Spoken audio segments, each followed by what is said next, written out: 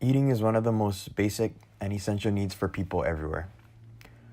It requires a part of our lives every day and cannot be ignored. For most of history, the problem concerning food has been acquiring enough to keep ourselves and our families alive and satisfied. However, within the very recent years of humanity, especially in developed countries, technology and wisdom has allowed us to systematically produce enough food for everyone in these countries to stay alive and for most to choose and enjoy the food they want comfortably. As the problem of starvation around the world rapidly declines because of technological advancement, our focus has gone to the nutritional aspects of the food we eat. While we create more and more food so that everyone is well fed, we also make better tasting food, but not necessarily healthier. Our problem and focus in America today is the rising obesity and heart disease rates associated with the foods we eat. We will be looking at 3 standard food dishes that are consumed regularly in America and one particularly in Hawaii. What their nutritional content contains and how we can make changes to these dishes in order to make them a healthier meal. The 3 meals are a standard footlong combo from Subway with a drink and chips, a KFC pot pie, and a barbecue beef bowl from L&L. We'll start with the Subway footlong meal and use a popular footlong, the spicy Italian sandwich, with a 16-ounce Coke and a bag of Lay's sour cream and onion 1-ounce bag of chips. One 16-ounce Coke contains 200 calories, 55 grams of carbs, all of them being sugar, and 65 milligrams of sodium. One snack-sized bag of Lay's sour cream and onion contains 240 calories, 15 grams of fat, 23 grams of carbohydrates, 2 of them being sugar, and 3 grams of protein. The sandwich itself is made up of a 9-grain whole wheat bread footlong, which is 420 calories, 4 grams of fat, 80 grams of carbohydrates, 10 grams of sugar, and 16 grams of protein. The meat portion of the sandwich is a blend between salami and pepperoni. They contain 360 calories, 28 grams of fat, 4 grams of carbohydrates, and 22 grams of protein. Lettuce and tomato combine for 10 calories, no fat, 4 grams of carbohydrates, and no protein. This combination of items totals for 1,230 calories, 166 grams of carbs, 67 grams of sugar, 47 grams of fat, and 41 grams of protein. For one person, this meal may be a little too large to consume in one sitting. For a smaller woman, whose recommended caloric intake is around 2,000 calories a day, this may get split up into 2 meals. While for a larger male athlete, whose intake can be around 3,000 calories a day, this may be looked at as 1 meal. This is already a fairly well-balanced meal with a good mix of carbs, protein, and fat. All the ratios line up well for the amount of daily values for those 3 components for both the smaller female who may split this meal into 2 and the larger male athlete who would make this 1 meal. The caloric and protein counts are both at a reasonable amount. The 2 places of concern would be the excess amount of fat and sugar, with the latter being an excessive amount by a large margin. With the fat, we're going a little more over the recommended value than we would like. We would want to see that come down by around 5 to 10 grams for this meal to hit range for ratio of our daily value. The sugar intake for this meal is about 5 times the amount recommended, which is the largest disproportionate ratio of all the metrics we're looking at.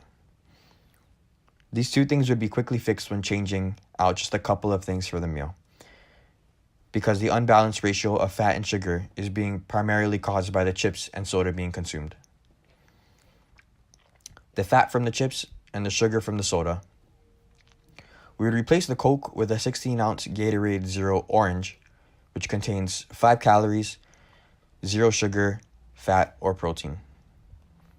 Instead of the classic sour cream and onion chips, we would substitute it out for the same flavor and same company, but do the baked version instead.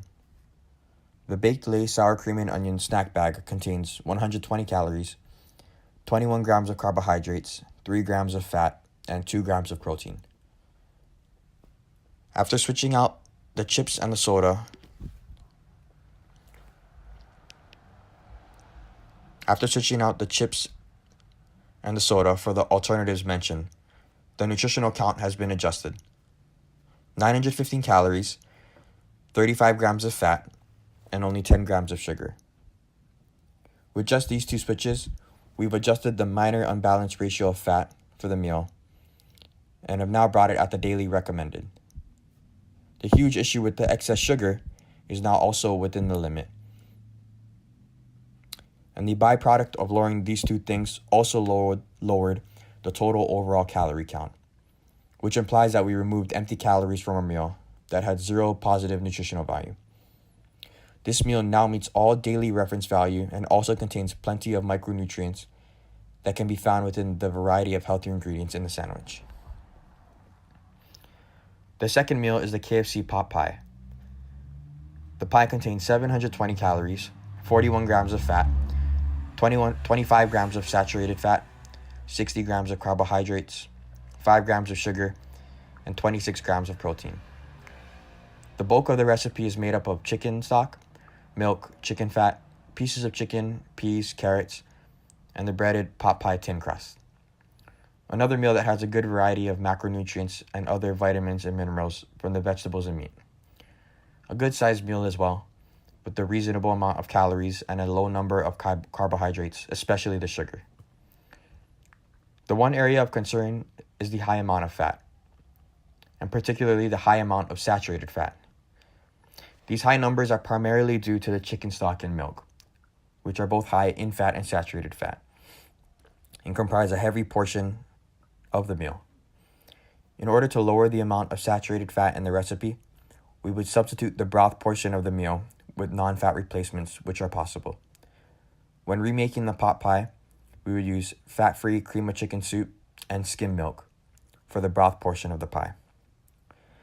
That would create a fat-free broth, and any fat or saturated fat left in the meal would be found in the vegetables, chicken, and crust, all of which are proportionally low in comparison to the original broth. It would lower the one area concern for the meal, the high saturated fat, and also in consequence would lower the total calorie count as well by a small amount. The last meal is a local meal from Hawaii's L&L, the barbecue beef bowl. The meal comes with half a cup of rice, 5 ounces of barbecue beef, and 5 ounces of steamed vegetables. The calorie count is 389.5 calories, 3.5 grams of fat, 66 grams of carbohydrates, and 15.6 grams of protein. Already a very reasonable and balanced meal, with little problems in the nutritional content and nothing coming in excess. Zero sugar, not high in fat.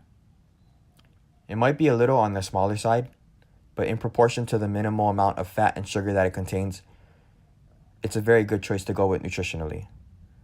200 calories comes from the rice, no fat in the rice, all carbs. 130 calories from the meat, 3.5 grams of fat, and no fat or carbs from the vegetables, only around 60 calories for the veggies. The one thing that we could change to make it more nutritional is to substitute the white rice for brown rice. White rice is primarily empty calories. All the nutrients that rice stores is located in the shell of the rice that they shut off in order to make white rice. If we were to replace it with brown rice, you add the benefits of the minerals it contains, along with a slight decrease in calorie count as well. The interesting thing to note about the 3 meals that we just went over is as the meals went on, they became progressively more healthier and better to consume. And also, as we started off from the Subway and went to the pot pie and then to the barbecue bowl,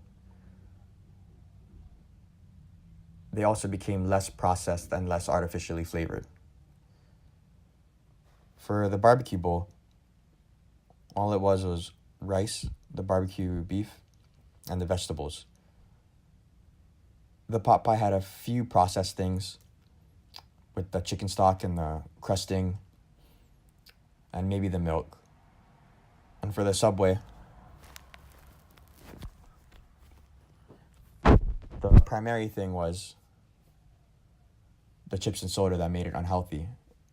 And those two things being the only things that are processed and artificial, especially the soda. When it comes to eating healthy and choosing nutritional things, I don't think the thing that harms most people is the meals themselves that they eat, but just the constant snacking and the unhealthy drinks that we consume, especially the ones that are in sugar. I think as time goes on, more and more evidence and data is coming out that is proving that the excess carbohydrates and especially the sugar are the detrimental things in the American diet today. And hopefully as time goes on, more and more people will realize this and give more concern to the things they eat and